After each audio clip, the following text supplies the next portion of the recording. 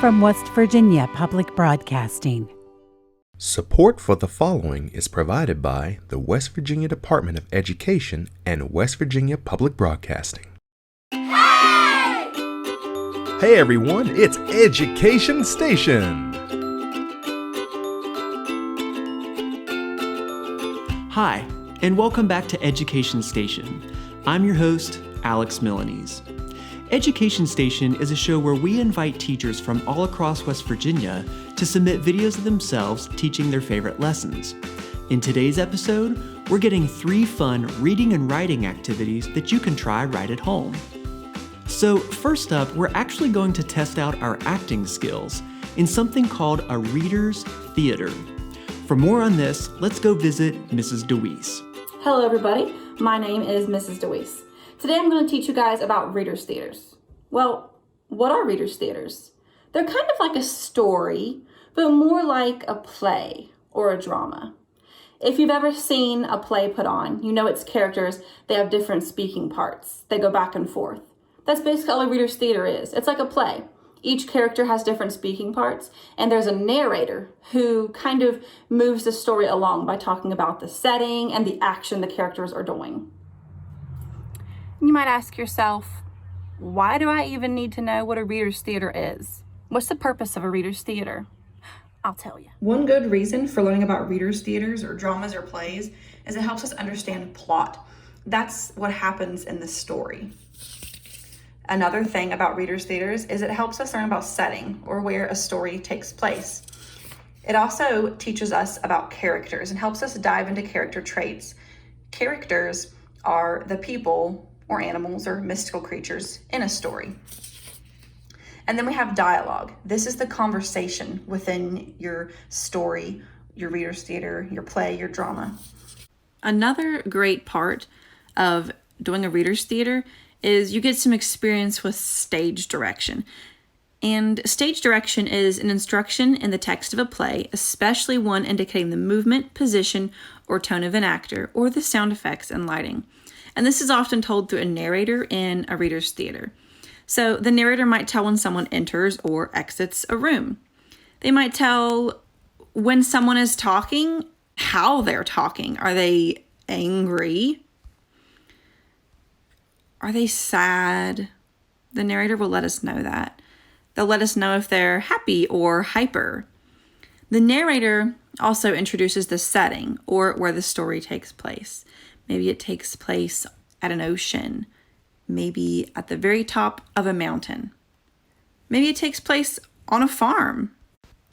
Another great thing that readers' theaters allow you to get better at is fluency. Fluency is basically just reading with expression. This means you are not reading too fast. This means that you are not reading too slow. You're reading at a nice pace, not robotic like this. Fluency is basically just reading like you talk to someone. And readers' theaters are great for that because it's just chock full of dialogue or conversation. The first step in creating a reader's theater is deciding the plot or what the story is going to be about. So I'm thinking maybe I'll write about a historical event, maybe the Revolutionary War, maybe a romance, a boy falls in love with a princess. No, maybe I'll tell an action-packed story about like a superhero cat who saves the day. Maybe something magical, fantasy. Yes, definitely fantasy.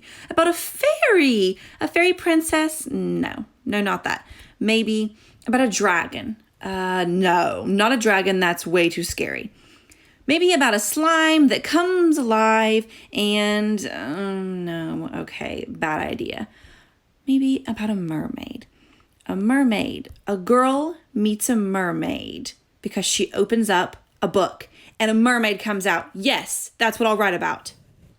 So here's mine. I have my title at the top, Meeting Mermaid Mabel. I tell my setting over here. It's going to happen in a character named Ivoly's yard. Remember, the setting is where it takes place. Let's look over here at the characters. I've listed Ivoly, Ivoly's dad, Mabel the mermaid, and the narrator. Now, the narrator isn't actually an exact character. Like I said, they're kind of telling what's happening in the story, giving the setting, telling the action, kind of like the stage directions. What I suggest when you write a reader's theater is each person that's going to be playing a part is highlighted a different color. So every time the person playing Ivory, which in this case, I'll be playing all of them, but pretend I'm playing Ivory and maybe my dad is playing Ivory's dad and my friend is going to play Mabel the mermaid. But each person gets highlighted a color. So anytime the character of Ivory is going to speak, it's highlighted in pink. Anytime the narrator has to speak, it's highlighted in yellow. And you can see all the dialogue that I have. So what you do is you think of your plot and you think of your setting, and you just go back and forth between the narrator and the characters within the story. And you're basically just having a lot of dialogue between those characters. Okay, so now that you know what a reader's theater is and you know the purpose of a reader's theater, I'm going to go ahead and read to you the reader's theater that I wrote called Meeting Mermaid Mabel. Now, when you actually do this, you can get your family members to play the different characters that you wrote. Remember, each character has their own color. You can highlight it. But I don't have anybody else to play the characters, so I'm going to be playing all of the characters, but you'll know when a different character is speaking because I'm going to dress up as each character, which is something else fun you can do with reader's theaters because, like I said, they're like plays. They're like dramas. You can dress up. You can have props. Each character can dress up as their character. So I'm going to be dressed up as each of these characters. So let's hop into the reader's theater. One sunny day, Ivory sat bored in her yard. She wasn't able to go anywhere. She sighed as she stared at the clouds above. This is boring. I already watched all of my shows. I already played with all of my toys. And I even cleaned my room. That's how bored I am. Just then, her dad walked up to her. He was holding a book. Oh, Ivory, I'm sorry you're bored. Read this book. It'll keep you busy. But I wouldn't read it here. What? Why? I'm just saying. Only read it, at the creek or in the bathtub. There you go. He handed her the book, winked mysteriously, and walked away. Dad must be losing it. Even though she thought he must be a little crazy, Ivory picked up the book. It was about mermaids. She did love mermaids. She opened the book. She heard a loud bang. She was scared. What's going on? Ivory heard a noise behind her. Who's She there? turned around, and what she saw took her breath away. A real-life mermaid. Flip, flip, flip. Where'd you come from? I came from the book, of course. Anytime somebody opens the book, I pop out. Oh, cool. I've never met a mermaid before. Well, I've only met a few humans. What's your name? I'm Mabel. I'm Ivory. Ivory, can you get me to water? I'm afraid I'm going to dry out. Should I close the book? Will that send you home to like your ocean or your lake or whatever, wherever you live in the water? No. Mabel looked scared and sad. If you do that, I'll be stuck in the book forever. I'm so sick of being in that book. I want to live in real life.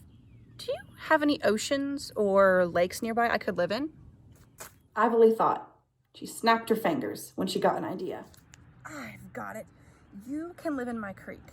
We can be best friends forever. Sounds great. So Ivory pulled Mabel down to her creek in a wagon. They swam every day, and they really were best friends forever. The end. So that's it. That's a reader's theater. That's all there is to it. They are great ways to practice your fluency, to learn to read in the way that you actually speak to people, not robotic and not too quick. They're also great ways to learn about parts of plays, parts of dramas, settings, dialogue, characters, plot. So grab your family members, write a reader's theater together. Every person in your family can have their own speaking part. You guys can dress up, make it fun. And if nobody can do it with you, do it by yourself. You can even make puppets and put on a play. So that's it, guys. Have fun making a reader's theater. Thanks, Mrs. DeWeese. All right, next up, we get to visit Mrs. Red, who's going to share a fun way to create your own short story. Let's check it out. Hello, I'm Mrs. Red, and today we are going to create a paper bag short story project. You will need 4 lunch bags, 1 pack of index cards, lined or unlined, a marker, a glue or glue stick, paper, a pencil, and your imagination. Additionally, you will also need 1 6-sided die. The 5 elements of a story are character, setting, conflict, theme, and plot. Your paper bags contain cards with details from each of these 4 elements. The 5th element, the plot, you will create yourself. To create your paper bag project, the first thing you must do is label your paper bag. To label your paper bag, you will need an index card, a marker, glue, and the paper lunch bag. Make sure that the foot of the lunch bag is face down. You will need to label each bag, either character, setting, conflict, or the big idea. I'm going to label this one setting.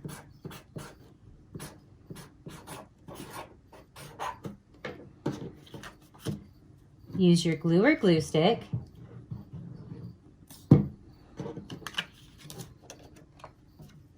attach to your paper bag and set aside to dry. Now that you have created your 4 elements, you will need to fill each paper bag with the detail cards.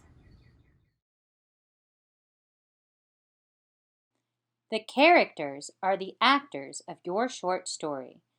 You can roll a dice to determine how many characters are in your story. The main character, the good guy, is also known as the protagonist.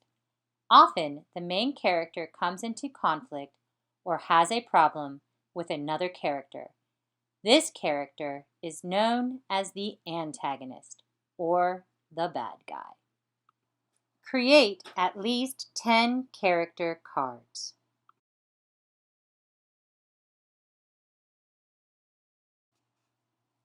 The setting is where the action of the story takes place. Where the story takes place can affect the overall feeling or mood of a story. The setting also determines what a character comes into contact with in their everyday lives. Choose 1 to 3 settings for your story. Create at least 6 setting cards.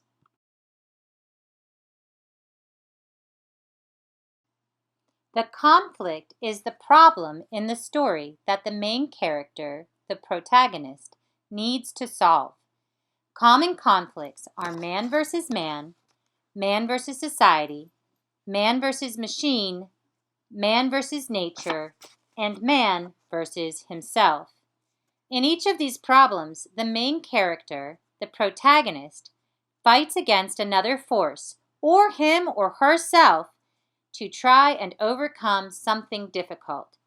Overcoming this conflict will change the character's attitudes or beliefs forever. Create at least 5 conflict cards.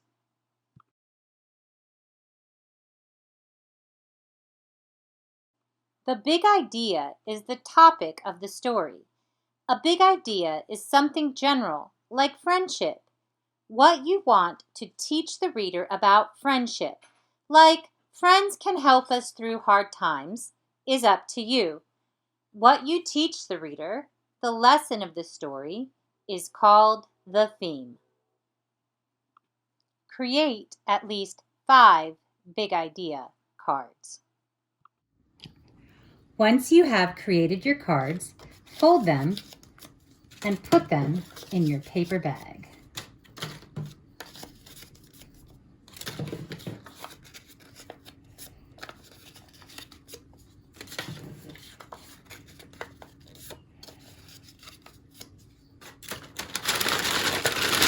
And we're ready to play. Roll the dice to choose your characters. I rolled a 3. And my characters are a troll,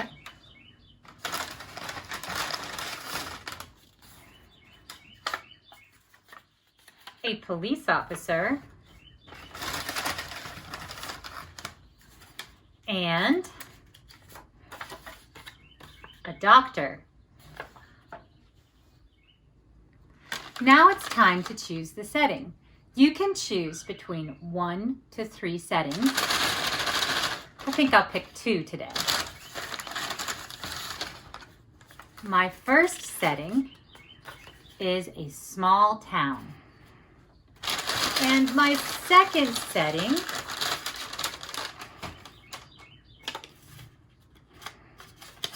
is a tropical island. Let's see what our problem is today.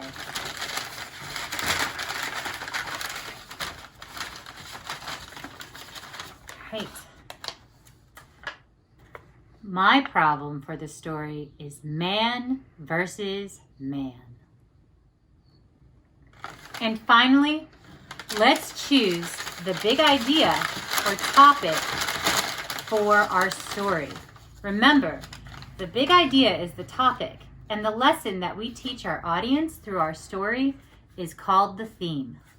Our big idea today is change.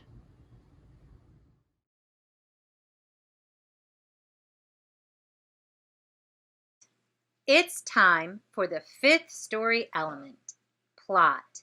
Create the plot of your short story using your chosen cards. Your story should have a beginning, a middle, and an end. Make sure to have fun with it and be creative.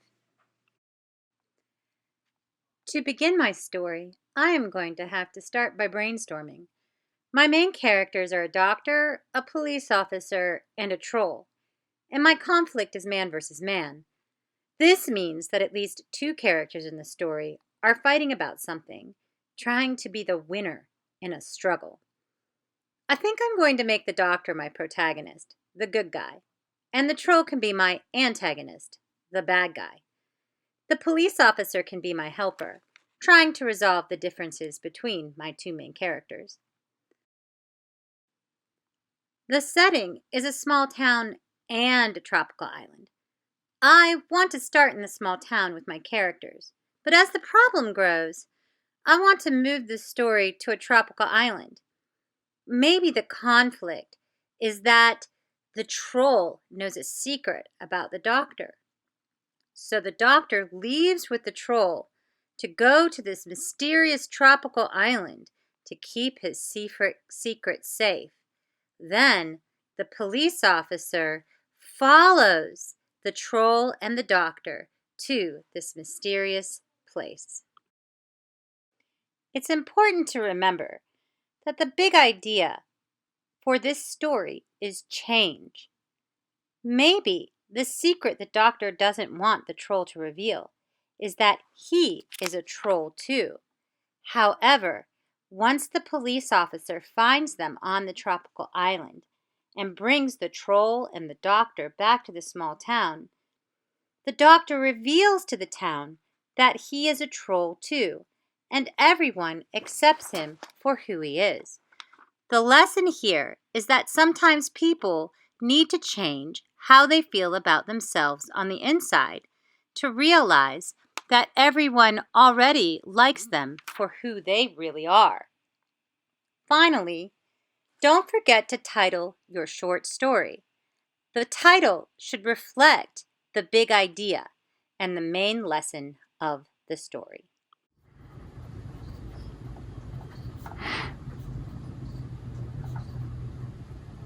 I had fun creating my paper bag short story project with you today. I hope you had a good time too. Stay safe, be creative, and keep writing. Thanks, Mrs. Red. Now, for our final stop, Mrs. Ice is going to teach us about a really cool type of poetry called haiku. Let's check it out. Hi students, it's Mrs. Ice, your friendly neighborhood English teacher. Now, I came to talk to you a little bit about reading and a little bit about writing. I don't know about you, but I have been reading during this break like I am on fire. I've been reading so much more than usual, and I've had so much fun sitting on my porch and reading, sitting on my couch and reading, laying on my bed reading. I don't know about you, but my book stack is shrinking down, and I'm gonna have to buy some new books or rent some new books from the library. But what I wanted to talk to you about today is I want to talk to you about writing. Maybe I haven't been writing quite as much as I usually do on this break, and I've just been spending much of my time reading, kind of taking my mind off a lot of things and escaping into my books that I like to read. So I thought I would come with a quick writing lesson for you, and I know that there's some about you out there that are just like clapping your hands, yay, writing, I love to write, and some of you guys are going, no, I don't want to write. Well, this is a writing lesson that anybody can do. Now, I'm going to say a word, and I don't want you to be scared when I say this word. Okay, a lot of students go, whoa, no, whenever I say this word. The word is poetry. See, that wasn't so bad, was it? Now, I know so many of you are thinking right now in your head, I cannot write poetry. I'm not a poet. Well, fun fact, anybody can write poetry. And I'm going to give you a lesson today on just that. And I guarantee by the end of this lesson, you, yes you, are going to be writing some poetry. And not only that, you're going to be writing some good poetry, some funny poetry, and some poetry that's going to impress some people. Guaranteed. So what kind of poetry are we going to write today? Haiku, one of my favorite forms of poetry. Now, some of you are saying, what is haiku? I've never heard of haiku. And some of you guys are saying, yes, I totally remember that. My 4th grade or 5th grade teachers showed me haiku. So whether you're a newbie or whether you've been writing haiku for a long time, this type of poetry is for you. I love it because it can be serious and it can be funny. It can be beautiful or it can be weird. It can be anything you want it to be, but there are a few rules. Now, these rules are a little bit easy to play with, but we're going to stick to the basic rules. The basic rules of haiku, which is a form of Japanese poetry, originating in Japan, but a lot of people practice haiku now. One rule is that it typically, when written in English, has 3 lines. It has a first line written horizontally, a second line written horizontally, and a third line written horizontally. Now, those lines have characteristics that are important. The first line has 5 syllables. Now, don't confuse that with 5 words. It's 5 syllables. The second line has 7 syllables, and the third line again has 5 syllables. So this is a great way to practice your parts of words and the way words sound, and not think so much about actual words, but think about the little parts and chunks of words. So let's get started, and I'm going to show you some examples of haiku poems, and then we're going to get started making one together, and then I'm going to set you free to write your own. Let's take a look at this haiku. I wrote this to give you an idea of what you can do with just a few syllables and a few lines. Under an oak tree, sun trickling through the leaves, I look up and blink. Now, I've read this poem to you once. One important thing about poetry is that to really get a feel for a poem, you need to read it several times to yourself and out loud. Remember, poetry is supposed to be spoken out loud. So I want you to stop the video right now, and I want you to read this poem to yourself over and over and over again. Try to make a mind movie inside your head. What do you see? What do you feel? Can you feel the sun coming through the leaves and hitting you and warming your face? Can you get that feeling of what it's like whenever you look up and the sun suddenly shines in your face through the trees, through the leaves, and you have to blink your eyes because it's so bright? Make sure that you become friends with the poem. So read it several times to yourself before you move on. See how easy that is? It's so simple. So what I want to do now is I want to show you an example of how you count the syllables on the poem that we've already done, and then we'll see what you can do on your own. This is our poem. Look at the first line. Do you see how it has 5 syllables? Under an oak tree. 5 syllables. Sun trickling through the leaves. Now, that's important. Sun trickling through the leaves is only 5 words, but it's 7 syllables. And remember, we're talking about syllables here. Trickling has 3 syllables. And then our last line, I look up and blink. I look up and blink. 5 syllables. Here's another haiku. This also deals with nature. A hint of pale green as the last snows melt away. Could shy spring be here? Again, I have the syllables marked for you so you can see that there's 5 syllables in the first line, 7 in the second line, and again 5 in the third line. Notice that this haiku ends in a question. So remember that as the poet, it's okay to use whatever kind of punctuation you think fits your poem best. Now, you've seen a poem, you've read a poem, you've learned how the syllables work in a haiku, you've seen an example of a poem. Now, what can you do with this? What does this mean to you at your house? Let's talk about using a poem as a riddle. Well, what do you mean, Mrs. Ice? Well, I'm going to tell you. Whenever you make a haiku, one really great way to make it is to make it a riddle and see if someone who lives with you in your household, when you read the poem to them, see if they can figure out what it is. Now, let's think about something we might do as a riddle. I want you to get something in your head, look around your house, and think of something that you might use as a poem. And I'm going to do one, and then I'm going to let you do one. So here's our first riddle haiku. See if you can figure out what it is. Curled up at my feet, warming my toes and my heart, purring in her sleep. Look at the first line. Curled up at my feet. 5 syllables. Each of those words only has 1 syllable. Warming my toes and my heart. 6 words, but 7 syllables because warming has 2 syllables. Purring in her sleep. Purring has 2 syllables. In her sleep. 5 syllables.